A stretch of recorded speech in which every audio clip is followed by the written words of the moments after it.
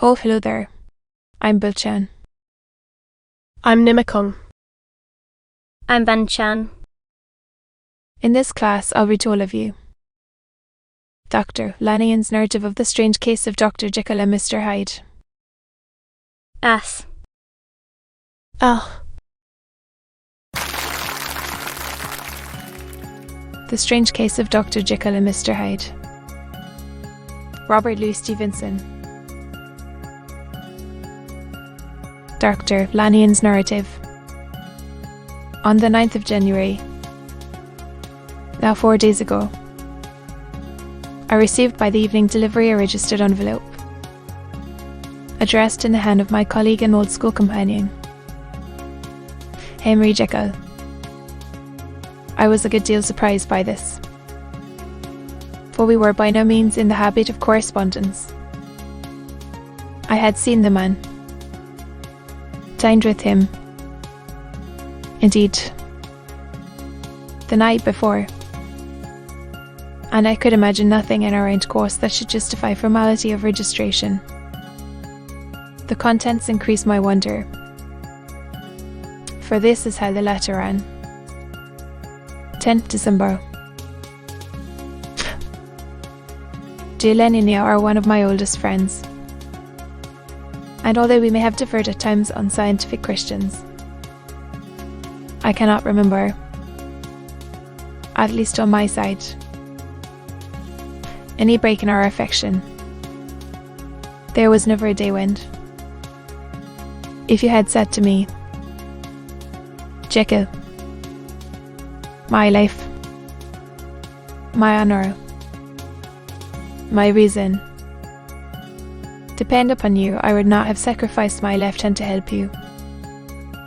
Lanyon, my life, my honour, my reason, all at your mercy. If you fail me tonight, I am lost. You might suppose, after this preface, that I am going to ask you for something desirable to grant.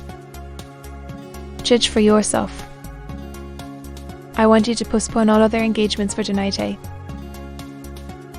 even if you were summoned to the bedside of an emperor, to take a cath, unless your carriage should be actually at the door, and with this letter in your hand for consultation, to drive straight to my house.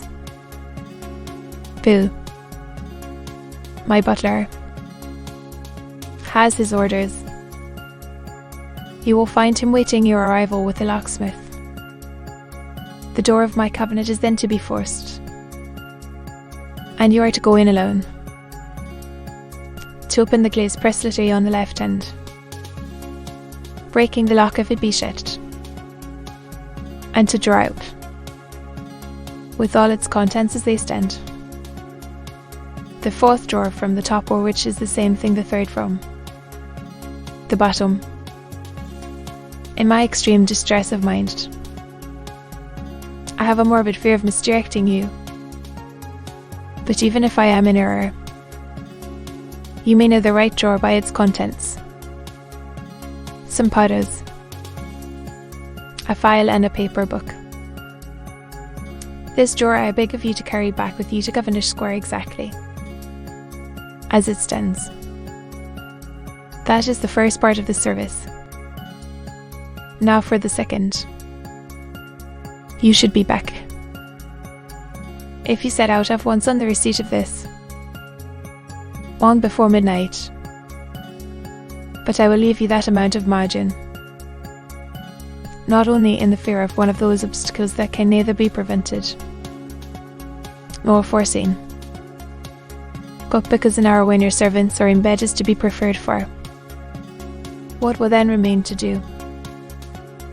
At midnight, then, I have to ask you to be alone in your consulting room, to admit with your own hand into the house a man who will present himself in my name, and to place in his hands the drawer that you will have brought with you from my cabinet, Then you will have played your part and earned my gratitude completely.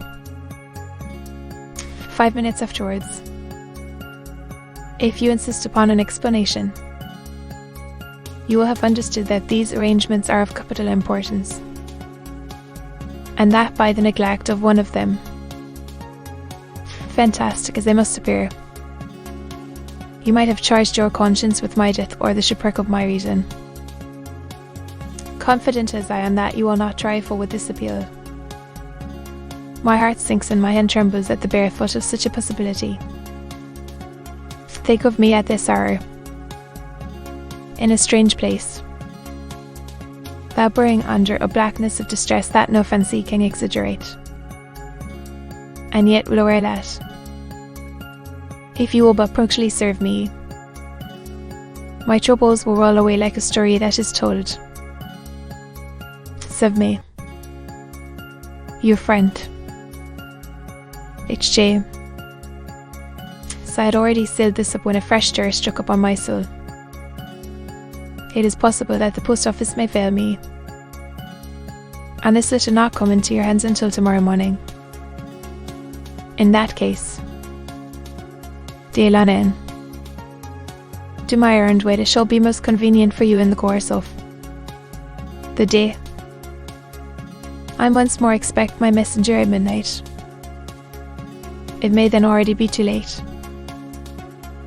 and if that night passes without event, upon the reading of this letter, I made sure my colleague was insane, but till that was proved beyond the possibility of doubt, I felt bound to do as he requested. The less I understood of this Fargo, the less I was in a position to judge of its importance, and an appeal so wooded could not be set aside without a grave responsibility. I rose accordingly from table, got into a hansom, and drove straight to Jekyll's house. The butler was awaiting my arrival. He had received by the same post as mine a registered letter of instruction, and had sent out once for a locksmith and a carpenter. The tradesmen came while we were yet speaking, and we moved in a putty told up to Timmins Surgical Theatre, from which, as you are doubtless aware, Jekyll's private cabinet is most conveniently entered. The door was very strong, the lock excellent. The carpenter vowed he would have great trouble and have to do much damage if force were to be used, and the locksmith was near despair. But this last was Andy fellow, and after 2 hours' work, the door stood open. The press marked he was unlocked, and I took out the drawer, had it filled up with straw and tied in a sheet, and returned with it to Cavendish Square. Here I proceeded to examine its contents. The powders were neatly enough made up, but not with the nicety of the dispensing chemist, so that it was plain they were of Jekyll's private manufacture. And when I opened one of the wrappers, I found what seemed to me a simple crystalline salt of a white colour. The phial, to which I next turned my attention, might have been about half full of a blood-red liquor, which was highly pungent to the sense of smell and seemed to me to contain phosphorus and some volatile ether. At the other ingredients I could make no guess. The book was an ordinary version book and contained little but a series of dates. These covered a period of many years, but I observed that the entries ceased nearly a year ago and quite abruptly. Here and there a brief remark was appended to a date, usually no more than a single word, the bill occurring perhaps 6 times in a total of several hundred entries, and once very early in the list and followed by several marks of exclamation. Total failure, all this. They avoided my curiosity, told me little that was definite. Here were a phial of some salt, and the record of a series of experiments that had led, like too many of Jekyll's investigations, to no end of practical usefulness. How could the presence of these articles in my house affect either the honour, the sanity, or the life of my flighty colleague? If his messenger could go to one place, why could he not go to another? And even granting some impediment, why was this gentleman to be received by me in secret? The more I reflected, the more convinced I grew that I was dealing with a case of cerebral disease. And though I dismissed my servants to bed,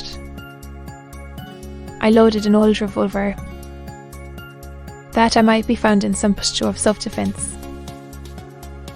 12 o'clock had scarce run out over London, ere the knocker sounded very gently on the door. I went myself at the summons, and found a small man crouching against the pillars of the portico.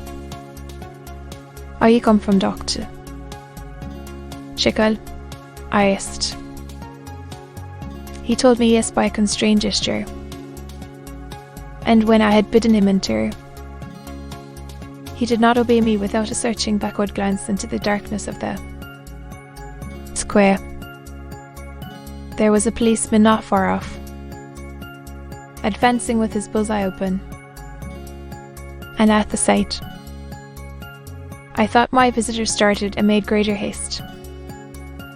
These particulars struck me, I confess, disagreeably, and as I followed him into the bright light of the consulting room, I kept my hand ready on my weapon. Here, at last, I had a chance of clearly seeing him. I had never set eyes on him before. So much was certain. He was small, as I have said. I was struck besides with the shocking expression of his face, with his remarkable combination of great muscular activity and great apparent debility of constitution, and last but not least with the odd, subjective disturbance caused by his neighbourhood. This bore some resemblance to incipient rigour, and was accompanied by a marked sinking of the pulse. At the time, I set it down to some idiosyncratic personal distaste, and merely wondered at the acuteness of the symptoms. But I have since had reason to believe the cause to lie much deeper in the nature of man, and to turn on some nobler hinge than the principle of hatred. This person who had thus, from the first moment of his entrance, struck in me what I can only describe as a disgustful curiosity, was dressed in a fashion that would have made an ordinary person laughable. His clothes, that is to say, although they were of rich and sober fabric, were enormously too large for him in every measurement, trousers hanging on his legs and rolled up to keep them from the ground, the waist of the coat below his haunches, and the collar sprawling wide upon his shoulders. Strange to relate, this ludicrous accoutrement was far from moving me to laughter, either, as there was something abnormal and misbegotten in the very essence of the creature that now faced my smithing seizing. Surprising and revolting for his fresh disparity seemed but to fit in with and to reinforce it, so that to my interest in the man's nature and character, there was added a curiosity as to his origin, his life, his fortune and status in the world. These observations, though they have taken so great a space to be set down in, were yet the work of a few seconds. My visitor was, indeed, on fire with sombre excitement. "Have you got it?" he cried. "Have you got it?"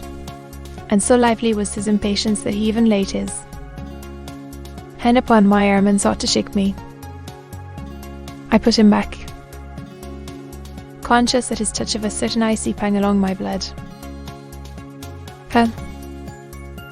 Sir, said I, you forget that I have not yet the pleasure of your acquaintance. Be seated, if you please. And I showed him an example, and sat down myself in my customary seat, and with as fair an imitation of my ordinary manner to a patient as the lateness of the hour, the nature of my preoccupations, and the horror I had of my visitor would suffer me to muster. I beg your pardon, Doctor Lanyon, he replied civilly enough. What you say is very well founded, and my impatience has shown its heels to my politeness. I come here at the instance of your colleague, Dr. Henry Jekyll, on a piece of business of some moment. And I understood. He paused and put his hand to his throat, and I could see, in spite of his collected manner, that he was wrestling against the approaches of the history he understood. But here I took pity on my visitor's suspense, and some perhaps on my own growing curiosity. There it is, sir, said I, pointing to the drawer, where it lay on the floor behind a table and still covered with the sheet. He sprang to it, and then paused, and laid his hand upon his heart. I could hear his teeth grate with the convulsive action of his jaws, and his face was so ghastly to see that I grew alarmed both for his life and reason. Compose yourself, said I. He turned a dreadful smile to me, and as if with the decision of despair, plucked away the sheet. At sight of the contents, he uttered one loud sob of such immense relief that I sat petrified. And the next moment, in a voice that was already fairly well under control, "Have you a graduated glass?" he asked. I rose from my place with something of an effort and gave him what he ought to. He thanked me with a smiling nod, measured out a few minims of the red tincture and added one of the powders. The mixture, which was at first of a reddish hue, began, in proportion as the crystals melted, to brighten in colour, to effervesce audibly, and to throw off small fumes of vapour. Suddenly, and at the same moment, the ebullition ceased and the compound changed to a dark purple, which faded again more slowly to a watery green. My visitor, who had watched these metamorphoses with a keen eye, smiled, set down the glass upon the table, and then turned and looked upon me with narrow scrutiny. And now, said he, to settle what remains, will you be wise? Will you be guided? Will you suffer me to take this glass in my hand and to go forth from your house without further parley? Or has the greed of curiosity too much command of you? Think before you answer, for it shall be done as you decide. As you decide.